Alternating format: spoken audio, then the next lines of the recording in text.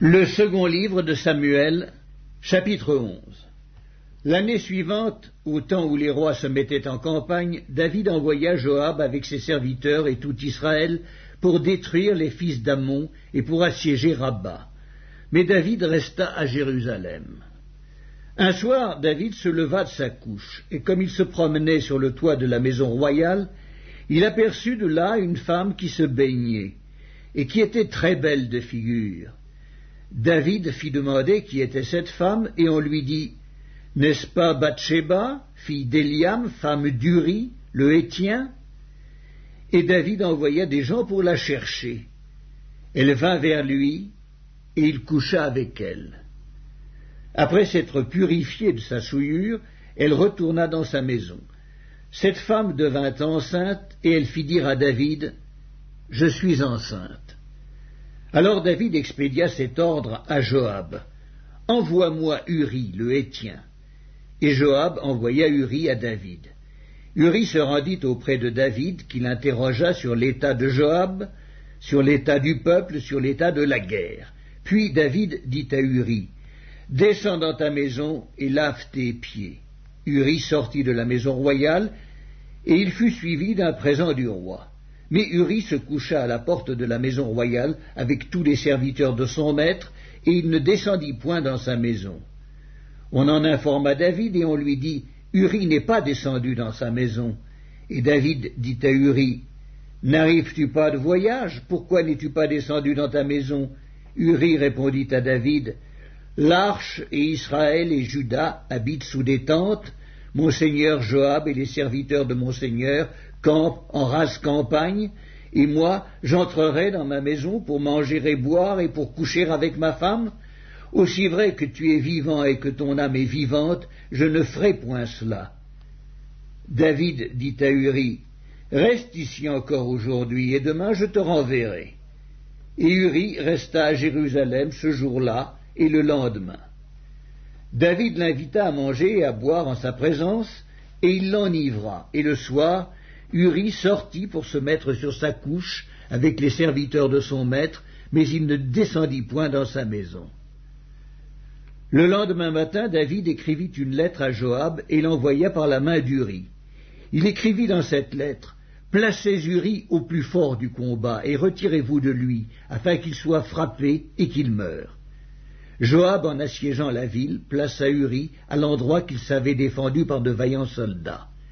Les hommes de la ville firent une sortie et se battirent contre Joab.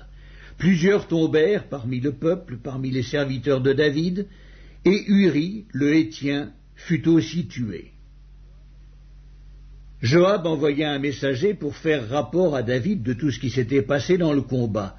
Il donna cet ordre au messager, « Quand tu auras achevé de raconter au roi tous les détails du combat, peut-être se mettra-t-il en fureur et te dira-t-il, « Pourquoi vous êtes-vous approchés de la ville pour combattre? Ne savez-vous pas qu'on lance des traits du haut de la muraille? Qui a tué Abimélec, fils de Jérubéchet? N'est-ce pas une femme qui lança sur lui du haut de la muraille un morceau de meule de moulin? Et n'en est-il pas mort à Thébets?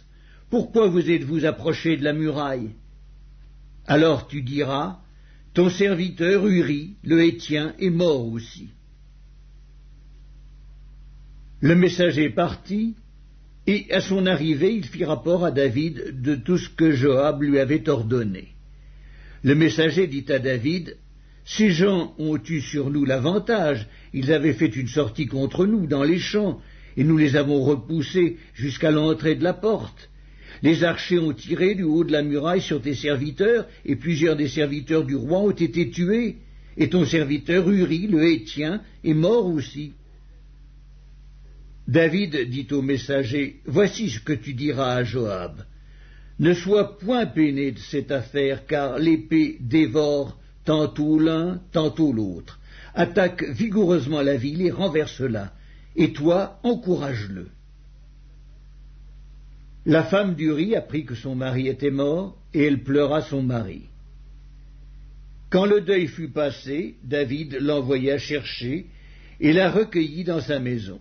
Elle devint sa femme, et lui enfanta un fils. Ce que David avait fait déplut à l'Éternel.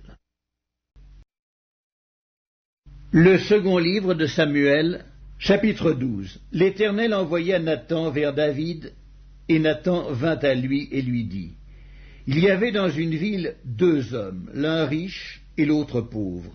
Le riche avait des brebis et des bœufs en très grand nombre, le pauvre n'avait rien du tout qu'une petite brebis qu'il avait achetée. Il la nourrissait et elle grandissait chez lui avec ses enfants. Elle mangeait de son pain, buvait dans sa coupe, dormait sur son sein, et il la regardait comme sa fille. Un voyageur arriva chez l'homme riche, et le riche n'a pas voulu toucher à ses brebis ou à ses bœufs pour préparer un repas au voyageur qui était venu chez lui. Il a pris la brebis du pauvre et l'a apprêtée pour l'homme qui était venu chez lui. La colère de David s'enflamma violemment contre cet homme, et il dit à Nathan, « L'Éternel est vivant. L'homme qui a fait cela mérite la mort. Et il rendra 4 brebis pour avoir commis cette action et pour avoir été sans pitié. » Et Nathan dit à David, « Tuez cet homme-là. Ainsi parle l'Éternel, le Dieu d'Israël. Je t'ai oint pour roi sur Israël, et je t'ai délivré de la main de Saül. Je t'ai mis en possession de la maison de ton maître.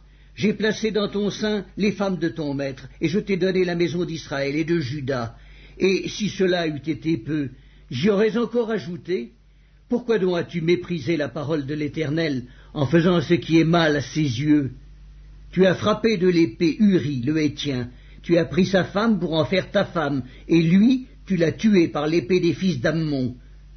Maintenant, l'épée ne s'éloignera jamais de ta maison, parce que tu m'as méprisé, et parce que tu as pris la femme d'Uri, le Héthien, pour en faire ta femme. Ainsi parle l'Éternel.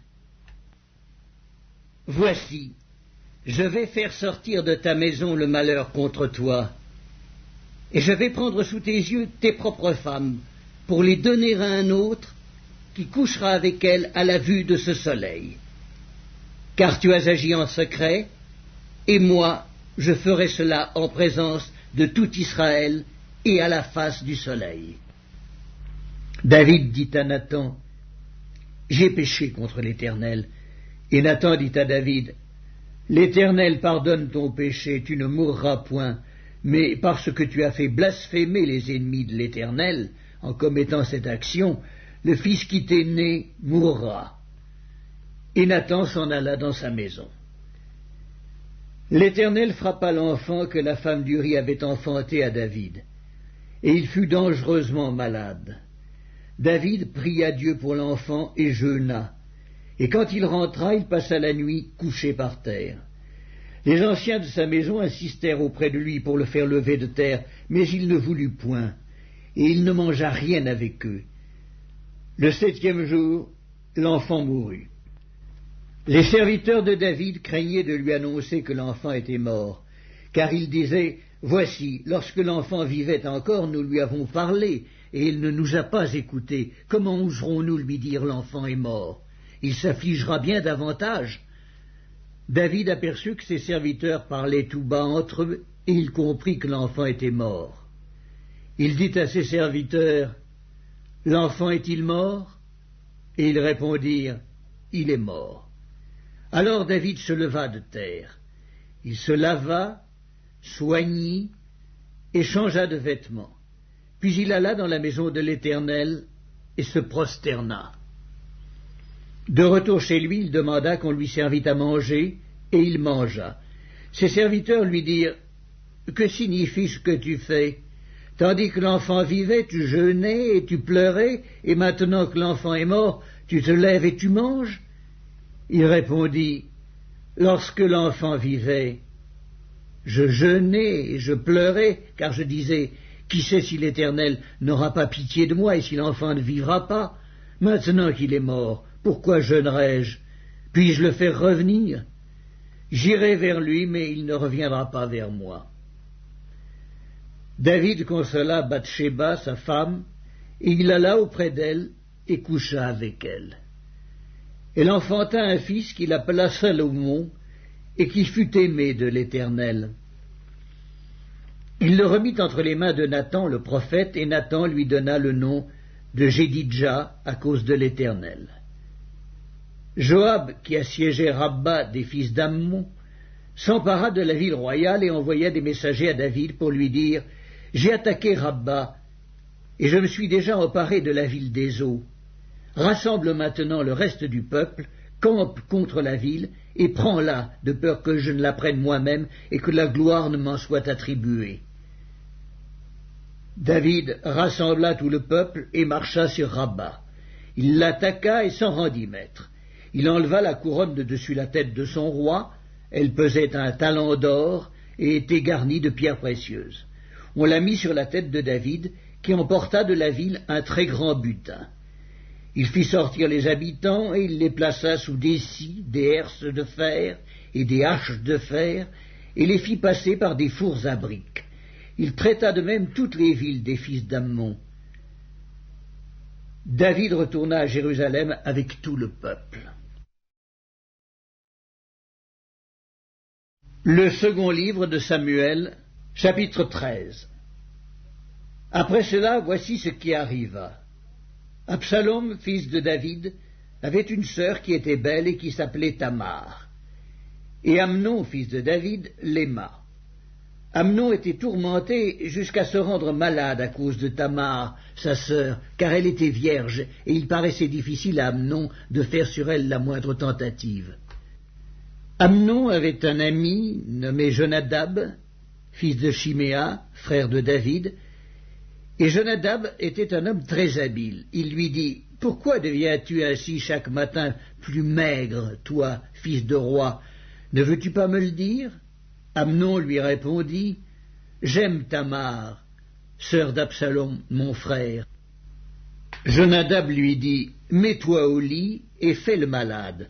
Quand ton père viendra te voir, tu lui diras « Permets à Tamar, ma sœur, de venir pour me donner à manger, qu'elle prépare un mets sous mes yeux, afin que je le voie et que je le prenne de sa main. » Amnon se coucha et fit le malade. Le roi vint le voir, et Amnon dit au roi « Je te prie que Tamar, ma sœur, vienne faire 2 gâteaux sous mes yeux, et que je les mange de sa main. » David envoya dire à Tamar, dans l'intérieur des appartements, « Va dans la maison d'Amnon, ton frère, et prépare-lui un mets. » Tamar alla dans la maison d'Amnon, son frère, qui était couché. Elle prit de la pâte, la pétrit, prépara devant lui des gâteaux et les fit cuire. Prenant ensuite la poêle, elle les versa devant lui. Mais Amnon refusa de manger. Il dit « Faites sortir tout le monde. » Et tout le monde sortit de chez lui. Alors Amnon dit à Tamar « Apporte le mets dans la chambre, et que je le mange de ta main. » Tamar prit les gâteaux qu'elle avait faits et les porta à Amnon, son frère, dans la chambre. Comme elle les lui présentait à manger, il la saisit et lui dit « Viens, couche avec moi, ma sœur. » Elle lui répondit « Non, mon frère, ne me déshonore pas, car on n'agit point ainsi en Israël. Ne commets pas cette infamie. Où irais-je, moi, avec ma honte? Et toi, tu serais comme un des infâmes en Israël. Maintenant, je te prie, parle au roi, et il ne s'opposera pas à ce que je sois à toi. » Mais il ne voulut pas l'écouter. Il lui fit violence, la déshonora et coucha avec elle. Puis Amnon eut pour elle une forte aversion, plus forte que n'avait été son amour. Et il lui dit « Lève-toi, va-t'en. » Elle lui répondit « N'augmente pas, en me chassant, le mal que tu m'as déjà fait. » Il ne voulut pas l'écouter, et appelant le garçon qui le servait, il dit « Qu'on éloigne de moi cette femme et qu'on la mette dehors, et ferme la porte après elle. » Elle avait une tunique de plusieurs couleurs, car c'était le vêtement que portaient les filles du roi, aussi longtemps qu'elles étaient vierges. Le serviteur d'Amnon la mit dehors et ferma la porte après elle. Tamar répandit de la cendre sur sa tête et déchira sa tunique bigarrée. Elle mit la main sur sa tête et s'en alla en poussant des cris. Absalom, son frère, lui dit « Amnon, ton frère a-t-il été avec toi? Maintenant, ma sœur, tais-toi, c'est ton frère. Ne prends pas cette affaire trop à cœur. » Et Tamar, désolée, demeura dans la maison d'Absalom, son frère. Le roi David apprit toutes ces choses, et il fut très irrité. Absalom ne parla ni en bien ni en mal avec Amnon, mais il le prit en haine parce qu'il avait déshonoré Tamar, sa sœur. 2 ans après, comme Absalom avait les tondeurs à Baal-Hatzor, près d'Éphraïm, il invita tous les fils du roi, et Absalom alla vers le roi et dit, « Voici, ton serviteur a les tondeurs, que le roi et ses serviteurs viennent chez ton serviteur. » Et le roi dit à Absalom, « Non, mon fils, nous n'irons pas tous, de peur que nous ne te soyons à charge. » Absalom le pressa, mais le roi ne voulut point aller, et il le bénit. Absalom dit, « Permets du moins à Amnon, mon frère, de venir avec nous. » Le roi lui répondit, « Pourquoi irait-il chez toi ?» Sur les instances d'Absalom, le roi laissa aller avec lui Amnon et tous ses fils. Absalom donna cet ordre à ses serviteurs. « Faites attention, quand le cœur d'Amnon sera égayé par le vin et que je vous dirai « Frappez Amnon », alors tuez-le. Ne craignez point, n'est-ce pas moi qui vous ordonne ? Soyez fermes et montrez du courage. » Les serviteurs d'Absalom traitèrent Amnon comme Absalom l'avait ordonné. Et tous les fils du roi se levèrent, montèrent chacun sur son mulet et s'enfuirent. Comme ils étaient en chemin, le bruit parvint à David qu'Absalom avait tué tous les fils du roi et qu'il n'en était pas resté un seul. Le roi se leva, déchira ses vêtements et se coucha par terre, et tous ses serviteurs étaient là, les vêtements déchirés. Jonadab, fils de Chiméa, frère de David, prit la parole et dit, « Que mon seigneur ne pense point que tous les jeunes gens, fils du roi, ont été tués, car Amnon seul est mort, et c'est l'effet d'une résolution d'Absalom depuis le jour où Amnon a déshonoré Tamar, sa sœur. Que le roi mon seigneur ne se tourmente donc point dans l'idée que tous les fils du roi sont morts, car Amnon seul est mort. » Absalom prit la fuite. Or le jeune homme, placé en sentinelle, leva les yeux et regarda, et voici, une grande troupe venait par le chemin qui était derrière lui, du côté de la montagne. Jonadab dit au roi, « Voici les fils du roi qui arrivent. » Ainsi se confirme ce que disait ton serviteur. Comme il achevait de parler, voici, les fils du roi arrivèrent. Ils élevèrent la voix et pleurèrent. Le roi aussi et tous ses serviteurs versèrent d'abondantes larmes. Absalom s'était enfui, et il alla chez Talmaï, fils d'Amihur, roi de Géshur. Et David pleurait tous les jours son fils. Absalom resta 3 ans à Géshur, où il était allé après avoir pris la fuite. Le roi David cessa de poursuivre Absalom, car il était consolé de la mort d'Amnon. Le second livre de Samuel, chapitre 14. Joab, fils de Tseruja, s'aperçut que le cœur du roi était porté pour Absalom. Il envoya chercher à Tekoa une femme habile et lui dit, « Montre-toi désolé et revêt des habits de deuil. Ne toins pas d'huile et sois comme une femme qui depuis longtemps pleure un mort. Tu iras ainsi vers le roi et tu lui parleras de cette manière. » Et Joab lui mit dans la bouche ce qu'elle devait dire. La femme de Tekoa alla parler au roi, elle tomba la face contre terre et se prosterna, et elle dit, « Ô roi, sauve-moi !» Le roi lui dit, « Qu'as-tu » Elle répondit, « Oui, je suis veuve, mon mari est mort.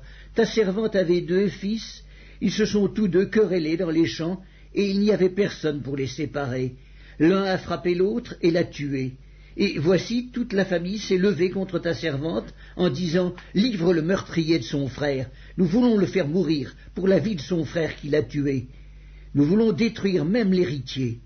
Ils éteindraient ainsi le tison qui me reste, pour ne laisser à mon mari ni mon nom, ni survivant sur la face de la terre. » Le roi dit à la femme, « Va dans ta maison, je donnerai des ordres à ton sujet. » La femme de Tekoa dit au roi, « C'est sur moi, ô roi mon seigneur, et sur la maison de mon père que le châtiment va tomber. Le roi et son trône n'auront pas à en souffrir. » Le roi dit, « Si quelqu'un parle contre toi, amène-le-moi, et il ne lui arrivera plus de te toucher. » Elle dit, « Que le roi se souvienne de l'Éternel, ton Dieu, afin que le vengeur du sang n'augmente pas la ruine, et qu'on ne détruise pas mon fils. » Et il dit, « L'Éternel est vivant, il ne tombera pas à terre un cheveu de ton fils. » La femme dit, « Permets que ta servante dise un mot à mon seigneur le roi. » Et il dit, « Parle. » La femme dit, « Pourquoi penses-tu de la sorte à l'égard du peuple de Dieu, puisqu'il résulte des paroles mêmes du roi que le roi est comme coupable, en ne rappelant pas celui qui l'a proscrit? Il nous faut certainement mourir, et nous serons comme des eaux répandues à terre, et qui ne se rassemblent plus. Dieu n'ôte pas la vie, mais il désire que le fugitif ne reste pas banni de sa présence.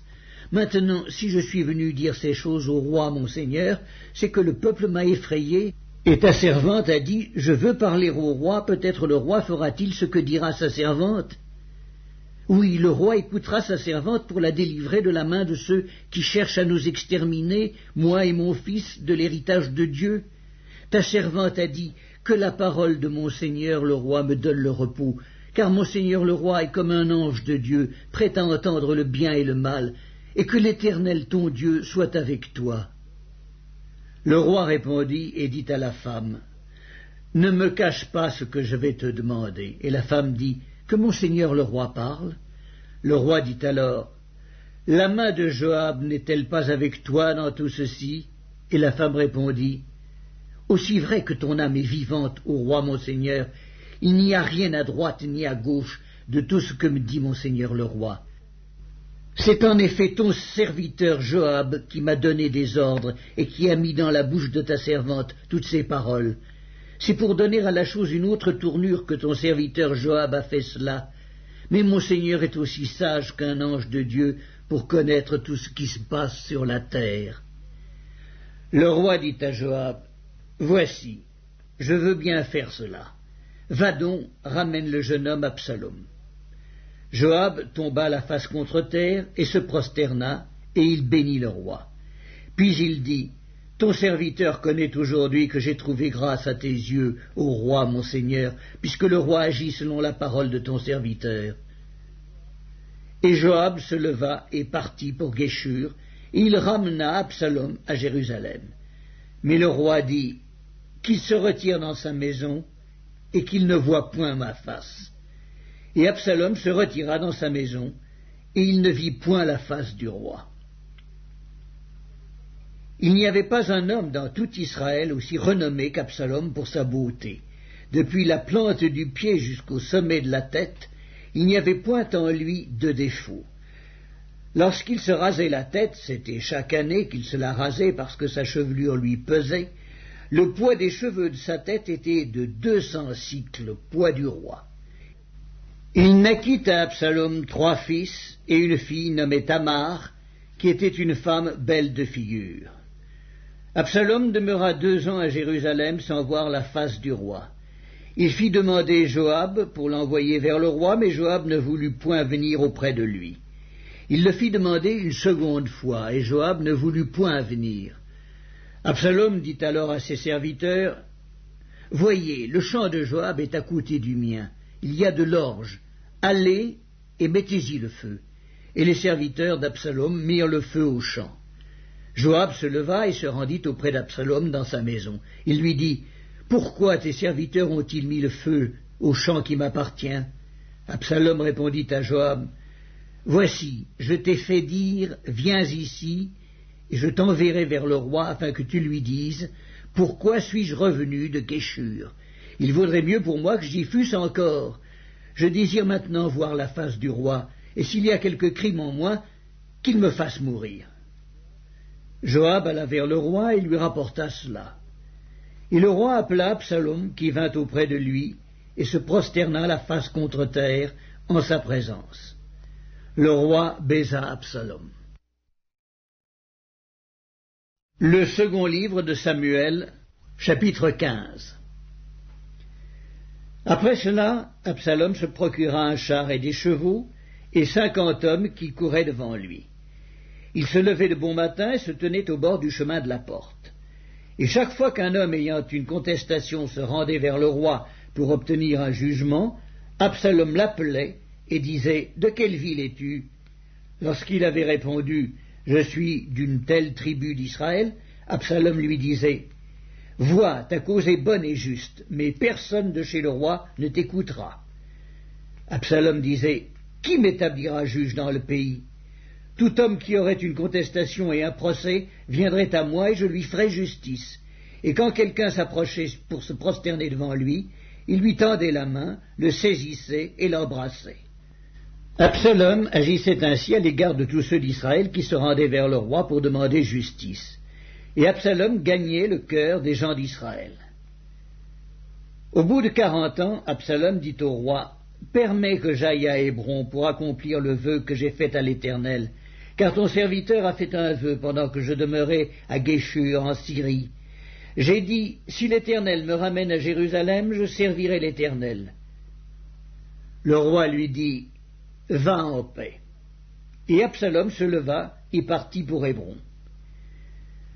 Absalom envoya des espions dans toutes les tribus d'Israël pour dire, « Quand vous entendrez le son de la trompette, vous direz, Absalom règne à Hébron. » 200 hommes de Jérusalem qui avaient été invités accompagnèrent Absalom, et ils le firent en toute simplicité sans rien savoir. Pendant qu'Absalom offrait les sacrifices, il envoya chercher à la ville de Gilo Achitophel, le Gilonite, conseiller de David. La conjuration devint puissante, et le peuple était de plus en plus nombreux auprès d'Absalom. Quelqu'un vint informer David et lui dit, « Le cœur des hommes d'Israël s'est tourné vers Absalom. » Et David dit à tous ses serviteurs qui étaient avec lui à Jérusalem, « Levez-vous, fuyons, car il n'y aura point de salut pour nous devant Absalom. Hâtez-vous de partir, sinon il ne tarderait pas à nous atteindre, et il nous précipiterait dans le malheur et frapperait la ville du tranchant de l'épée. » Les serviteurs du roi lui dirent, « Tes serviteurs feront tout ce que tu voudras, mon seigneur le roi. » Le roi sortit, et toute sa maison le suivait, et il laissa 10 concubines pour garder la maison. Le roi sortit, et tout le peuple le suivait, et ils s'arrêtèrent à la dernière maison. Tous ses serviteurs, tous les Kérétiens et tous les Pélétiens, passèrent à ses côtés, et tous les Gatiens, au nombre de 600 hommes, venus de Gath à sa suite, passèrent devant le roi. Le roi dit à Itaï de Gath, « Pourquoi viendrais-tu aussi avec nous? Retourne et reste avec le roi, car tu es étranger, et même tu as été emmené de ton pays. Tu es arrivé d'hier, et aujourd'hui je te ferai errer avec nous, çà et là, quand je ne sais moi-même où je vais. Retourne et emmène tes frères avec toi. Que l'Éternel use envers toi de bonté et de fidélité. » Itaï répondit au roi et dit, « L'Éternel est vivant, et mon seigneur le roi est vivant. Au lieu où sera mon seigneur le roi, soit pour mourir, soit pour vivre, là aussi sera ton serviteur. » David dit alors à Itaï, « Va, passe. » Et Itaï de Gath passa, avec tous ses gens et tous les enfants qui étaient avec lui. Toute la contrée était en larmes, et l'on poussait de grands cris au passage de tout le peuple. Le roi passa le torrent de Cédron, et tout le peuple passa vis-à-vis du chemin qui mène au désert. Tsadok était aussi là, et avec lui tous les Lévites portant l'arche de l'alliance de Dieu. Et ils posèrent l'arche de Dieu, et Abiatar montait pendant que tout le peuple achevait de sortir de la ville. Le roi dit à Tsadok, « Reporte l'arche de Dieu dans la ville. Si je trouve grâce aux yeux de l'Éternel, il me ramènera, et il me fera voir l'arche et sa demeure. Mais s'il dit, je ne prends point plaisir en toi, me voici qu'il me fasse ce qui lui semblera bon. » Le roi dit encore au sacrificateur Tsadok, « Comprends-tu? Retourne en paix dans la ville avec Achimaats, ton fils, et avec Jonathan, fils d'Abiatar, vos 2 fils. Voyez, j'attendrai dans les plaines du désert jusqu'à ce qu'il m'arrive des nouvelles de votre part. » Ainsi Tsadok et Abiatar reportèrent l'arche de Dieu à Jérusalem, et ils y restèrent. David monta la colline des Oliviers. Il montait en pleurant et la tête couverte, et il marchait nu-pieds. Et tous ceux qui étaient avec lui se couvrirent aussi la tête, et ils montaient en pleurant. On vint dire à David, « Achitophel est avec Absalom parmi les conjurés. » Et David dit, « Ô Éternel, réduis à néant les conseils d'Achitophel. » Lorsque David fut arrivé au sommet, où il se prosterna devant Dieu, voici, Uscaï, l'Archien, vint au-devant de lui, la tunique déchirée et la tête couverte de terre. David lui dit, « Si tu viens avec moi, tu me seras à charge. Et au contraire, tu anéantiras en ma faveur les conseils d'Akitophel, si tu retournes à la ville et que tu dises à Absalom, « Ô roi, je serai ton serviteur. Je fus autrefois le serviteur de ton père, mais je suis maintenant ton serviteur. Les sacrificateurs Tsadok et Abiatar ne seront-ils pas avec toi? Tout ce que tu apprendras de la maison du roi, tu le diras aux sacrificateurs Tsadok et Abiatar.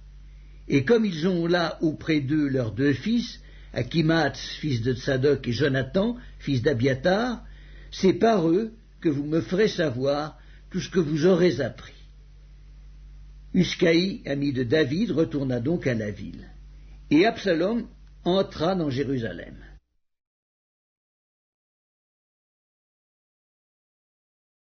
Le second livre de Samuel, chapitre 16.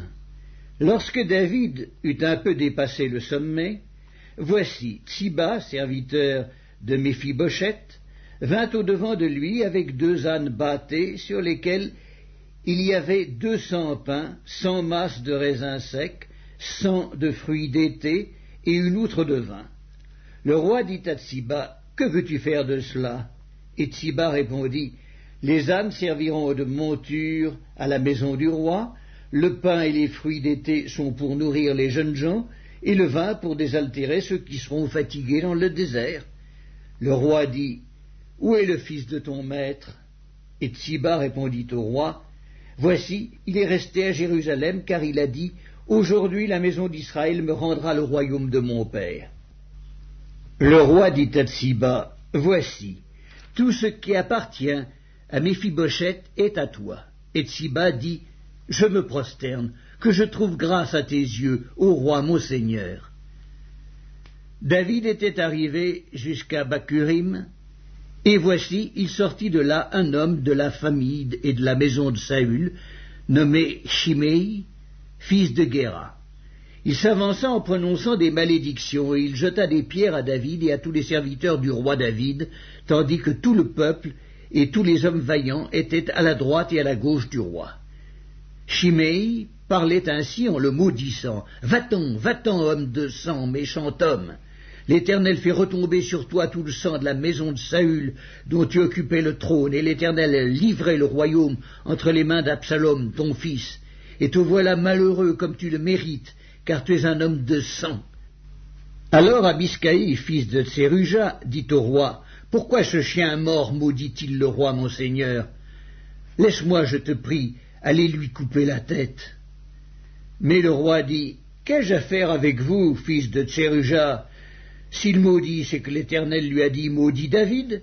Qui donc lui dira, pourquoi agis-tu ainsi? » Et David dit à Abiscaï et à tous ses serviteurs, « Voici, mon fils qui est sorti de mes entrailles en veut à ma vie, à plus forte raison ce Benjamite. Laissez-le et qu'il maudisse, car l'Éternel le lui a dit. Peut-être l'Éternel regardera-t-il mon affliction et me fera-t-il du bien en retour des malédictions d'aujourd'hui? » David et ses gens continuèrent leur chemin. Et Shimei marchait sur le flanc de la montagne près de David, et en marchant, il maudissait, il jetait des pierres contre lui, il faisait voler la poussière. Le roi et tout le peuple qui était avec lui arrivèrent à Agéphim, et là ils se reposèrent. Absalom et tout le peuple, les hommes d'Israël, étaient entrés dans Jérusalem, et Achitophel était avec Absalom. Lorsqu'Uscaï, l'Archien, ami de David, fut arrivé auprès d'Absalom, il lui dit, « Vive le roi, vive le roi !» Et Absalom dit à Uscaï, « Voilà donc l'attachement que tu as pour ton ami. Pourquoi n'es-tu pas allé avec ton ami ?» Uscaï répondit à Absalom, « C'est que je veux être à celui qu'ont choisi l'Éternel et tout ce peuple et tous les hommes d'Israël, et c'est avec lui que je veux rester. D'ailleurs, qui servirai-je? Ne sera-ce pas son fils? Comme j'ai servi ton père, ainsi je te servirai. » Absalom dit à Achitophel, « Consultez ensemble, qu'avons-nous à faire ?» Et Achitophel dit à Absalom, « Va vers les concubines de ton père, qu'il a laissé pour garder la maison. Ainsi tout Israël saura que tu t'es rendu odieux à ton père, et les mains de tous ceux qui sont avec toi se fortifieront. On dressa pour Absalom une tente sur le toit, et Absalom alla vers les concubines de son père, aux yeux de tout Israël. Les conseils donnés en ce temps-là par Achitophel avaient autant d'autorité que si l'on eût consulté Dieu lui-même.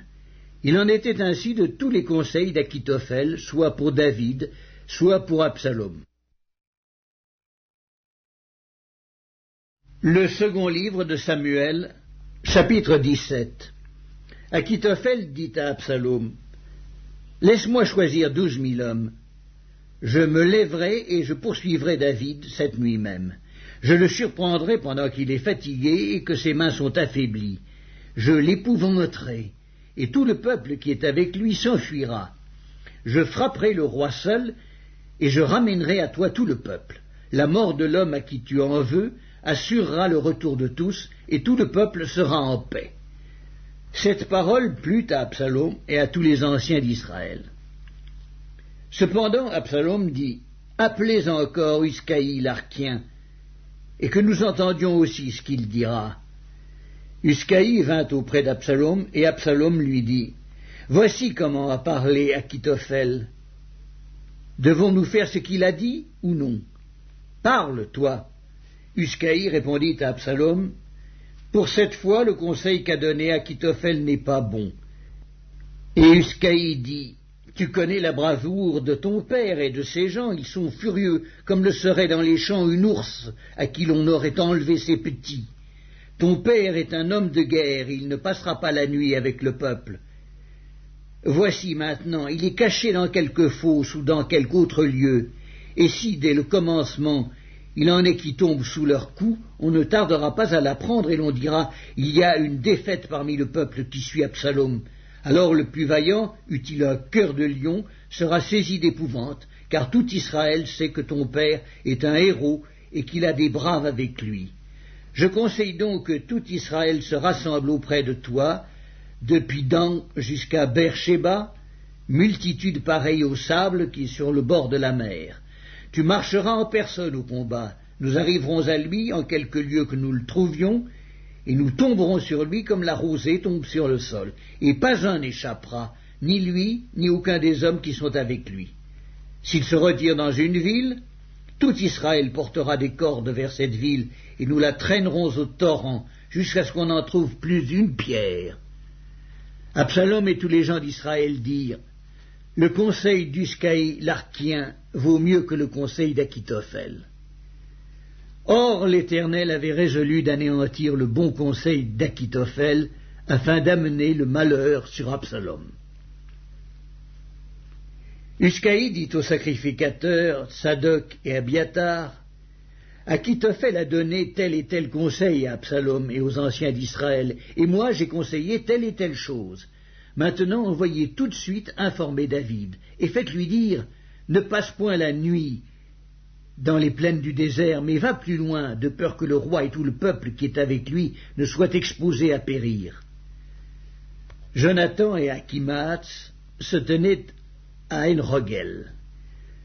Une servante vint leur dire d'aller informer le roi David, car il n'osait pas se montrer et entrer dans la ville.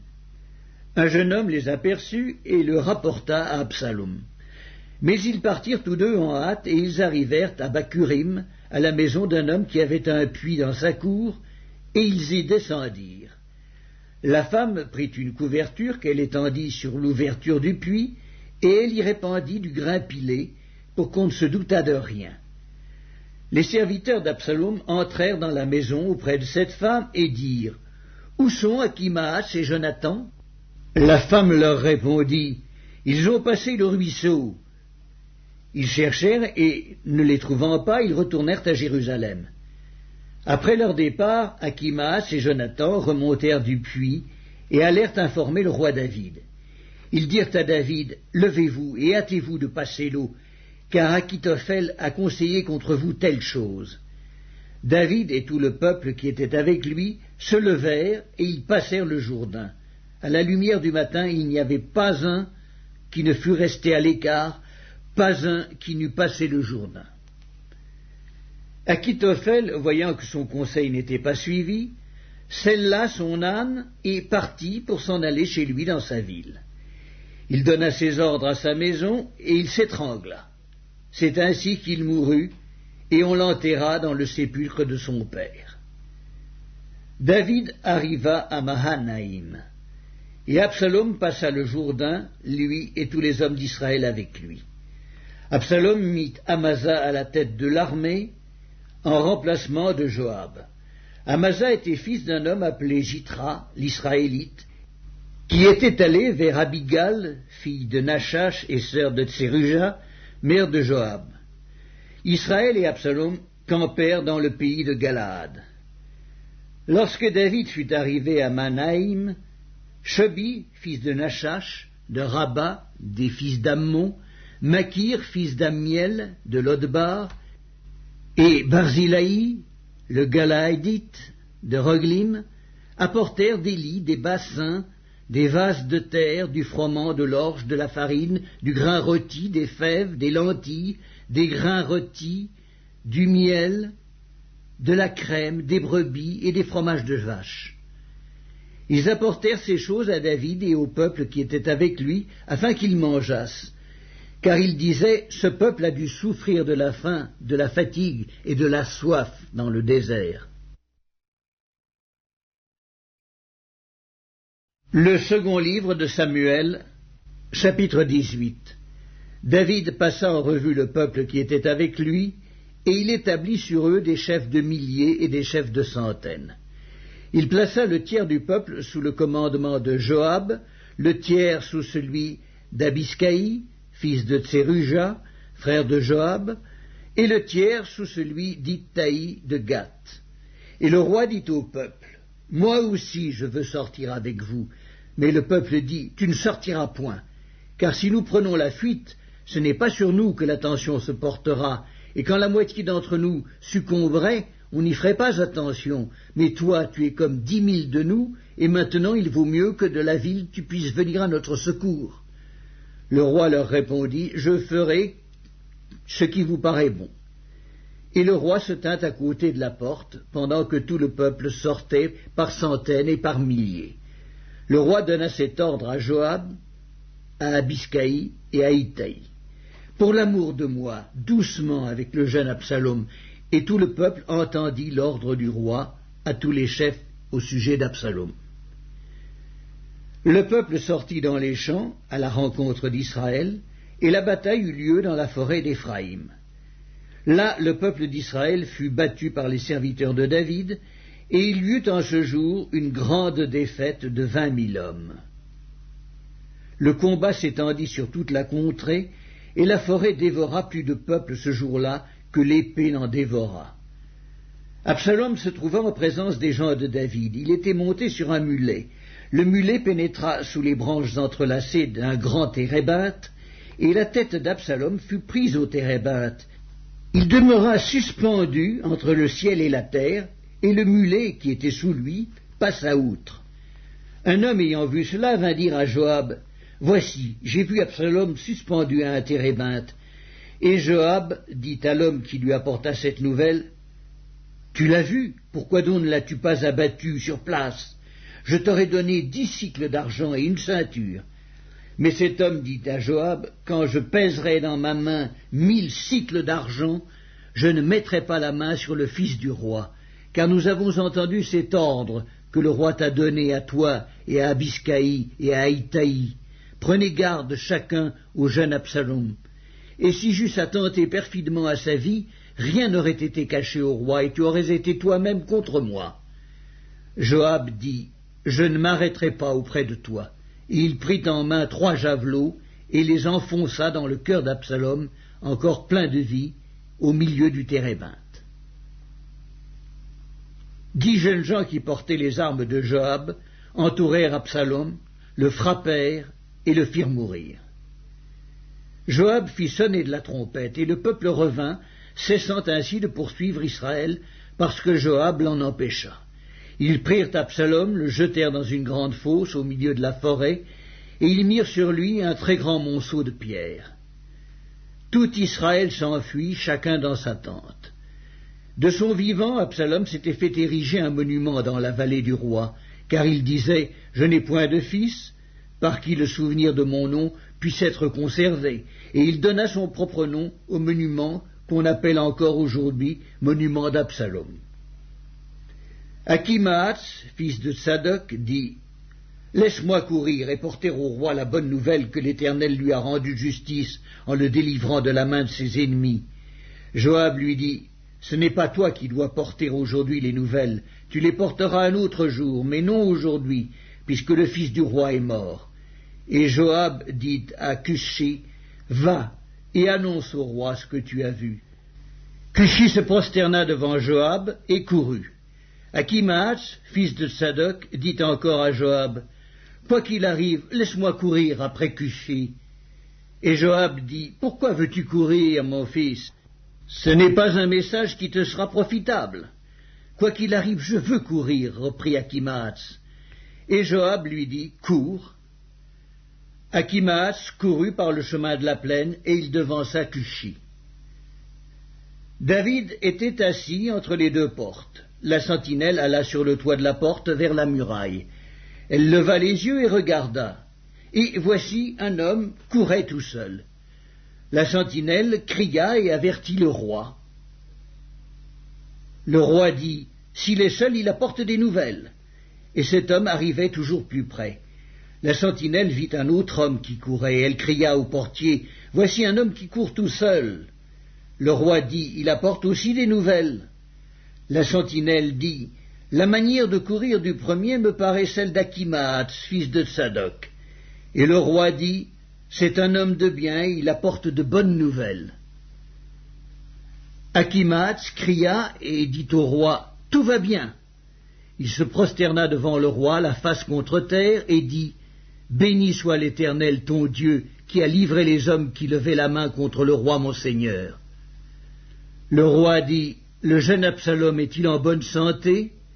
Achimaas répondit « J'ai aperçu un grand tumulte au moment où Joab envoya le serviteur du roi et moi ton serviteur, mais je ne sais pas ce que c'était. » Et le roi dit « Mets-toi là de côté. » Et Achimaas se tint de côté.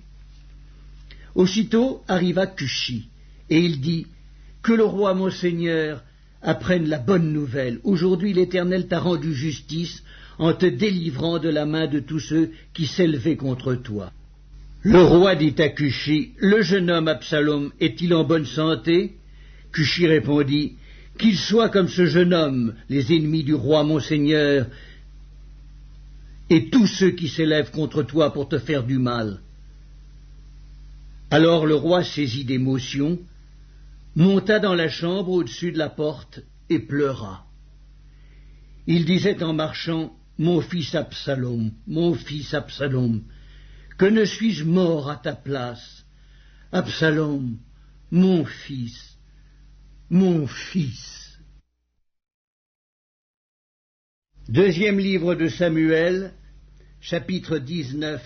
On vint dire à Joab « Voici, le roi pleure et se lamente à cause d'Absalom. » Et la victoire ce jour-là fut changée en deuil pour tout le peuple, car en ce jour le peuple entendait dire « Le roi est affligé à cause de son fils. » Ce même jour, le peuple rentra dans la ville à la dérobée, comme l'auraient fait des gens honteux d'avoir pris la fuite dans le combat.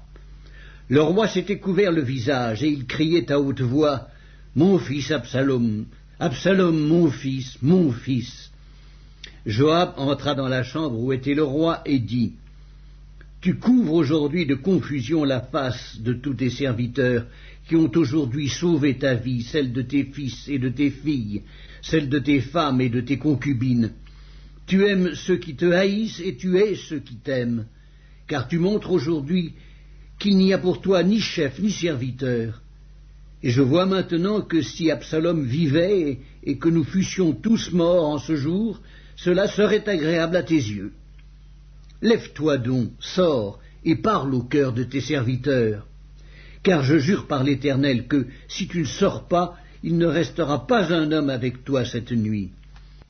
Et cela sera pour toi pire que tous les malheurs qui te sont arrivés depuis ta jeunesse jusqu'à présent. » Alors le roi se leva et il s'assit à la porte.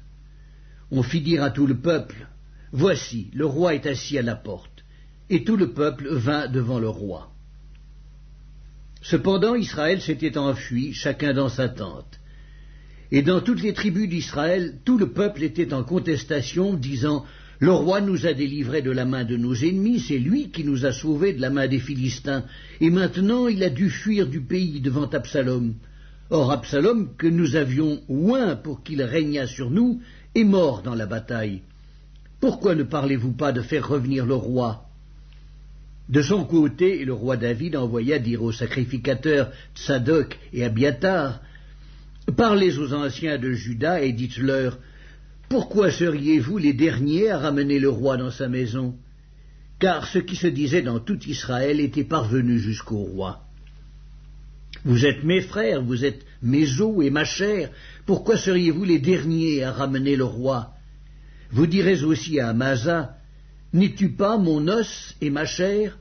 Que Dieu me traite dans toute sa rigueur si tu ne deviens pas devant moi pour toujours chef de l'armée à la place de Joab. » David fléchit le cœur de tous ceux de Juda, comme s'ils n'eussent été qu'un seul homme, et ils envoyèrent dire au roi, « Reviens, toi et tous tes serviteurs. » Le roi revint et arriva jusqu'au Jourdain, et Juda se rendit à Gilgal afin d'aller à la rencontre du roi et de lui faire passer le Jourdain.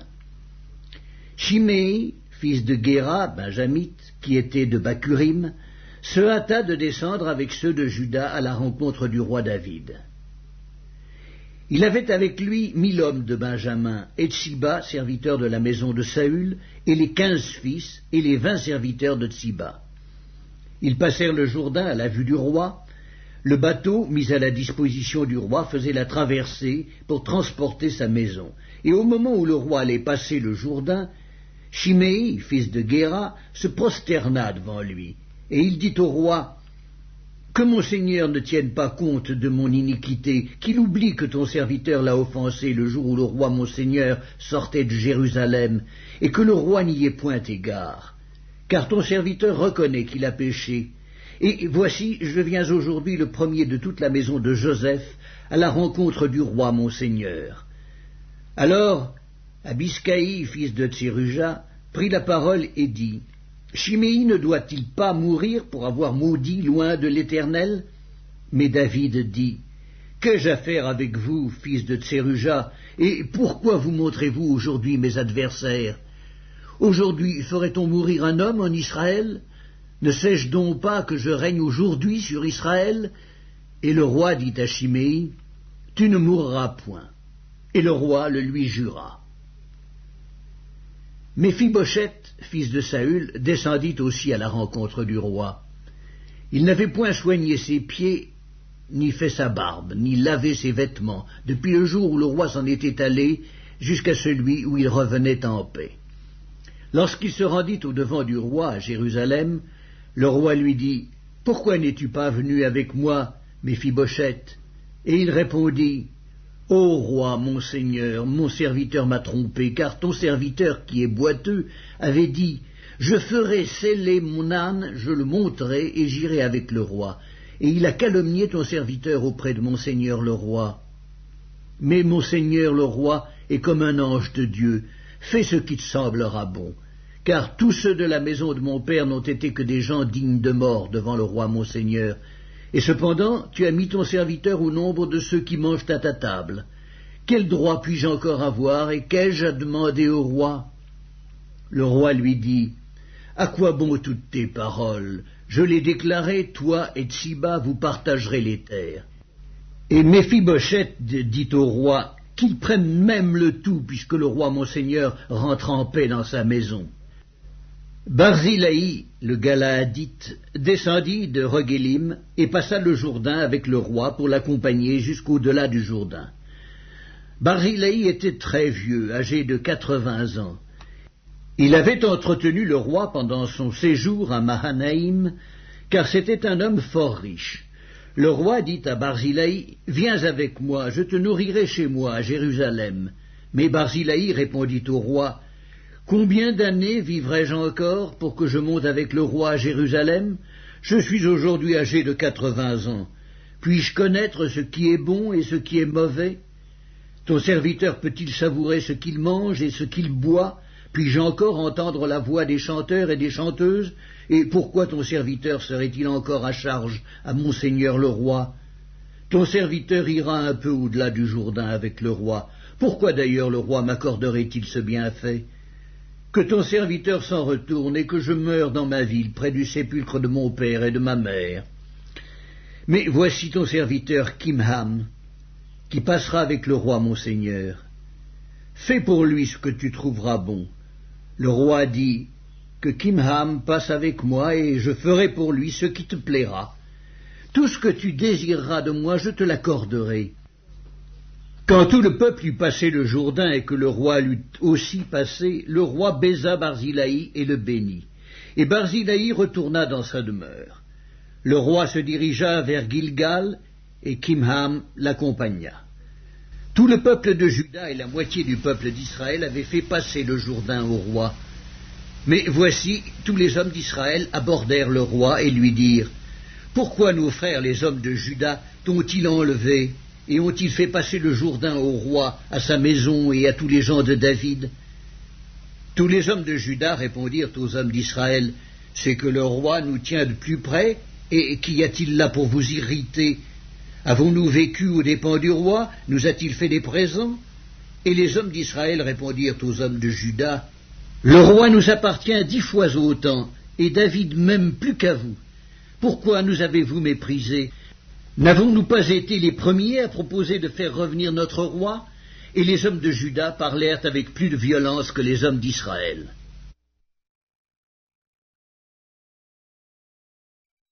Le second livre de Samuel, chapitre 20. Il se trouvait là un méchant homme nommé Sheba, fils de Bichri benjamite. Il sonna de la trompette et dit « Point de part pour nous avec David, point d'héritage pour nous avec le fils d'Isaïe. Chacun à sa tente, Israël. » Et tous les hommes d'Israël s'éloignèrent de David et suivirent Sheba, fils de Bichri. Mais les hommes de Juda restèrent fidèles à leur roi et l'accompagnèrent depuis le Jourdain jusqu'à Jérusalem. David rentra dans sa maison à Jérusalem. Le roi prit les 10 concubines qu'il avait laissées pour garder la maison, et il les mit dans un lieu où elles étaient séquestrées. Il pourvut à leur entretien, mais il n'alla point vers elles. Et elles furent enfermées jusqu'au jour de leur mort, vivant dans un état de veuvage. Le roi dit à Amasa, « Convoque-moi d'ici à 3 jours les hommes de Juda, et toi, sois ici présent. » Amasa partit pour convoquer Juda, mais il tarda au-delà du temps que le roi lui avait fixé. David dit alors à Abiscaï, « Sheba, fils de Bichri, va maintenant nous faire plus de mal qu'Absalom. Prends toi-même les serviteurs de ton maître et poursuis-le, de peur qu'il ne trouve des villes fortes et ne se dérobe à nos yeux. » Et Abiscaï partit, suivi des gens de Joab, des Kérétiens et des Pélétiens, et de tous les vaillants hommes. Ils sortirent de Jérusalem afin de poursuivre Sheba, fils de Bichri. Lorsqu'ils furent près de la grande pierre qui est à Gabaon, Amasa arriva devant eux. Joab était ceint d'une épée par-dessus les habits dont il était revêtu. Elle était attachée à ses reins dans le fourreau, d'où elle glissa, comme Joab s'avançait. Joab dit à Amasa, « Te portes-tu bien, mon frère ?» Et de la main droite, il saisit la barbe d'Amasa pour le baiser. Amasa ne prit point garde à l'épée qui était dans la main de Joab, et Joab l'en frappa au ventre et répandit ses entrailles à terre sans lui porter un second coup. Et Amasa mourut. Joab et son frère Abiscaï marchèrent à la poursuite de Sheba, fils de Bichri. Un homme d'entre les gens de Joab resta près d'Amasa et il disait « Qui veut de Joab et qui est pour David ? Qu'il suive Joab. » Amasa se roulait dans le sang au milieu de la route, et cet homme, ayant vu que tout le peuple s'arrêtait, poussa Amasa hors de la route dans un champ et jeta sur lui un vêtement lorsqu'il vit que tous ceux qui arrivaient près de lui s'arrêtaient. Quand il fut ôté de la route, chacun suivit Joab afin de poursuivre Sheba, fils de Bichri. Joab traversa toutes les tribus d'Israël dans la direction d'Abel-Beth-Maca, et tous les hommes d'élite se rassemblèrent et le suivirent.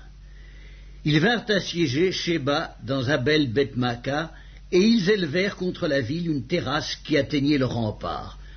Tout le peuple qui était avec Joab sapait la muraille pour la faire tomber. Alors une femme habile se mit à crier de la ville, « Écoutez, écoutez, dites, je vous prie, à Joab, approche jusqu'ici, je veux te parler. » Il s'approcha d'elle et la femme dit, « Es-tu Joab ?» Il répondit, « Je le suis. » Et elle lui dit, « Écoute les paroles de ta servante. » Il répondit, « J'écoute. » Et elle dit, « Autrefois on avait coutume de dire que l'on consulte Abel. » Et tout se terminait ainsi. Je suis une des villes paisibles et fidèles en Israël, et tu cherches à faire périr une ville qui est une mère en Israël. Pourquoi détruirais-tu l'héritage de l'Éternel?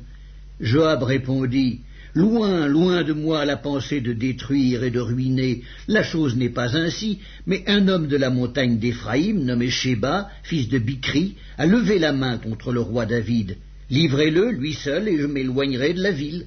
La femme dit à Joab, « Voici, sa tête te sera jetée par la muraille. » Et la femme alla vers tout le peuple avec sa sagesse, et ils coupèrent la tête à Sheba, fils de Bichri, et la jetèrent à Joab. Joab sonna de la trompette, on se dispersa loin de la ville, et chacun s'en alla dans sa tente. Et Joab retourna à Jérusalem vers le roi. Joab commandait toute l'armée d'Israël. Benaja, fils de Jéhojada, était à la tête des Kérétiens et des Pélétiens. Adoram était préposé sur les impôts. Josaphat, fils d'Achilude, était archiviste. Sheia était secrétaire. Tsadok et Abiatar étaient sacrificateurs. Et Hira de Jaïr était ministre d'État de David.